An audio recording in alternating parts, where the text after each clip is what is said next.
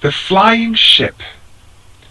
Once upon a time there lived an old couple who had 3 sons.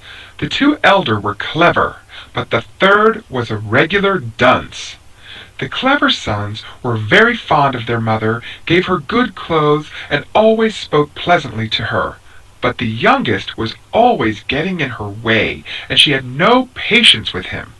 Now one day it was announced in the village that the king had issued a decree offering his daughter, the princess, in marriage to whoever should build a ship that could fly. Immediately the 2 elder brothers determined to try their luck and asked their parents' blessing. So the old mother smartened up their clothes and gave them a store of provisions for their journey, not forgetting to add a bottle of brandy. When they had gone, the poor simpleton began to tease his mother to smarten him up and let him start off. "What would become of a dolt like you?" she answered. "Why, you would be eaten up by wolves." But the foolish youth kept repeating, "I will go, I will go, I will go." Seeing that she could do nothing with him, the mother gave him a crust of bread and a bottle of water, and took no further heed of him. So the simpleton set off on his way. When he had gone a short distance, he met a little old mannikin. They greeted one another, and the mannikin asked him where he was going. "I am off to the king's court," he answered. "He has promised to give his daughter to whoever can make a flying ship." "And can you make such a ship?" "Not I." "Then why in the world are you going?" "Can't tell," replied the simpleton. "Well, if that is the case," said the mannikin, "sit down beside me. We can rest for a little and have something to eat. Give me what you have got in your satchel." Now the poor simpleton was ashamed to show what was in it. However, he thought it best not to make a fuss, so he opened the satchel and could scarcely believe his own eyes, for instead of the hard crust, he saw 2 beautiful fresh rolls and some cold meat. He shared them with the mannikin, who licked his lips and said, "Now go into that wood and stop in front of the first tree, bow 3 times, and then strike the tree with your axe. Fall on your knees on the ground with your face on the earth, and remain there till you are raised up. You will then find a ship at your side. Step into it and fly to the king's palace. If you meet anyone on the way, take him with you." The simpleton thanked the mannikin very kindly, bade him farewell, and went into the road. When he got to the first tree, he stopped in front of it, did everything just as he had been told, and kneeling on the ground with his face to the earth, fell asleep. After a little time he was aroused. He awoke, and rubbing his eyes, saw a ready-made ship at his side, and at once got into it. And the ship rose and rose, and in another minute was flying through the air, when the simpleton, who was on the lookout, cast his eyes down to the earth and saw a man beneath him on the road, who was kneeling with his ear upon the damp ground. "Hello!" he called out. "What are you doing down there?" "I am listening to what is going on in the world," replied the man. "Come with me in my ship," said the simpleton. So the man was only too glad, and got in beside him. And the ship flew and flew and flew through the air, till again, from his outlook, the simpleton saw a man on the road below, who was hopping on one leg, while his other leg was tied up behind his ear. So he hailed him, calling out, "Hello! What are you doing hopping on one leg?" "I can't help it," replied the man. "I walk so fast that unless I tied up one leg, I should be at the end of the earth in a bound." "Come with us on my ship," he answered. And the man made no objections, but joined them. And the ship flew on and on and on, till suddenly the simpleton, looking down on the road below, beheld a man aiming with a gun into the distance. "Hello!" he shouted to him. "What are you aiming at? As far as I can see, there is no bird in sight." "What would be good of my taking a near shot?" replied the man. "I can hit beast or bird at 100 miles distance. That is the kind of shot I enjoy." "Come into the ship with us," answered the simpleton, and the man was only too glad to join them, and he got in, and the ship flew on farther and farther, till again the simpleton from his outlook saw a man on the road below, carrying on his back a basket full of bread, and he waved to him, calling out, "Hello, where are you going?" "To fetch bread for my breakfast." "Bread? Why, you have got a whole basket load of it on your back." "That's nothing," answered the man. "I should finish that in one mouthful." "Come along with us in my ship, then." And so the glutton joined the party, and the ship mounted again into the air, and flew up and onward, till the simpleton from his outlook saw a man walking by the shore of a great lake, and evidently looking for something. "Hello!" he cried to him. "What are you seeking?" "I want water to drink. I'm so thirsty," replied the man. "Well, there's a whole lake in front of you. Why don't you drink some of that?" "Do you call that enough?" answered the other. "Why, I should drink it up in one gulp." "Well, come with us in the ship." And so the mighty drinker was added to the company, and the ship flew farther and even farther, till again the simpleton looked out, and this time he saw a man dragging a bundle of wood, walking through the forest beneath them. "Hello!" he shouted to him. "Why are you carrying wood through a forest?" "This is not common wood," answered the other. "What sort of wood is it, then?" said the simpleton. "If you throw it upon the ground," said the man, "it will be changed into an army of soldiers." "Come into the ship with us, then." And so he too joined them, and away the ship flew on and on and on, and once more the simpleton looked out, and this time he saw a man carrying straw upon his back. "Hello! Where are you carrying that straw to?" "To the village," said the man. "Do you mean to say there is no straw in the village?" "Ah, but this is quite a peculiar straw. If you strew it about even in the hottest summer, the air at once becomes cold and snow falls, and the people freeze." Then the simpleton asked him also to join them. At last the ship with its strange crew arrived at the king's court.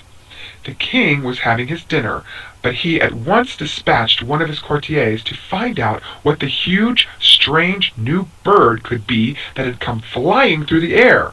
The courtier peeped into the ship, and seeing what it was, instantly went back to the king and told him that it was a flying ship, and that it was manned by a few peasants. Then the king remembered his royal oath, but he made up his mind that he would never consent to let the princess marry a poor peasant. So he thought, and then said to himself, "I will give him some impossible tasks to perform. That will be the best way of getting rid of him." And he there and then decided to dispatch one of his courtiers to the simpleton, with the command that he was to fetch the king the healing water from the world's end before he had finished his dinner. But while the king was still instructing the courtier exactly what he was to say, the first man of the ship's company, the one with the miraculous power of hearing, had overheard the king's words, and hastily reported them to the poor simpleton. "Alas, alas!" he cried. "What am I to do now? It would take me quite a year, possibly my whole life, to find the water." "Never fear," said his fleet-footed comrade. "I will fetch what the king wants." Just then the courtier arrived, bearing the king's command. "Tell his majesty," said the simpleton, "that his orders shall be obeyed." And forthwith the swift runner unbound the foot that was strung up behind his ear, and started off, and in less than no time had reached the world's end, and drawn the healing water from the well. "Dear me," he thought to himself, "that's rather tiring. I'll just rest for a few minutes. It will be some little time yet before the king has got to dessert." So he threw himself down on the grass, and as the sun was very dazzling, he closed his eyes. In a few seconds he had fallen sound asleep. In the meantime, all the ship's crew were anxiously awaiting him. The king's dinner would soon be finished, and their comrade had not yet returned. So the man with the marvelous quick hearing lay down, and putting his ear to the ground, listened. "That's a nice sort of fellow," he suddenly exclaimed. "He's lying on the ground snoring hard." At this the marksman seized his gun, took aim, and fired in the direction of the world's end in order to awaken the sluggard. And a moment later the swift runner reappeared, and stepping on board the ship, handed the healing water to the simpleton. So while the king was still sitting at table finishing his dinner, news was brought to him that his orders had been obeyed to the letter. What was to be done now? The king determined to think of a still more impossible task. So he told another courtier to go to the simpleton with the command that he and his comrades were instantly to eat up 12 oxen and 12 tons of bread. Once more the sharp-eared comrade overheard the king's words while he was still talking to the courtier, and reported them to the simpleton. "Alas, alas!" he sighed. "What in the world shall I do? Why, it would take us a year, possibly our whole lives, to eat up 12 oxen and 12 tons of bread." "Never fear," said the glutton. "It will scarcely be enough for me. I'm so hungry." So when the courtier arrived with the royal message, he was told to take back word to the king that his orders should be obeyed. Then 12 roasted oxen and 12 tons of bread were brought alongside of the ship, and at one sitting the glutton had devoured it all. "I call that a small meal," he said. "I wish they'd brought me some more." Next, the king ordered that 40 casks of wine containing 40 gallons each were to be drunk up on the spot by the simpleton and his party. When these words were overheard by the sharp-eared comrade and repeated to the simpleton, he was in despair. "Alas, alas!" he exclaimed. "What is to be done? It would take us a year, possibly our whole lives, to drink so much." "Never fear," said his thirsty comrade. "I'll drink it all up at a gulp. See if I don't."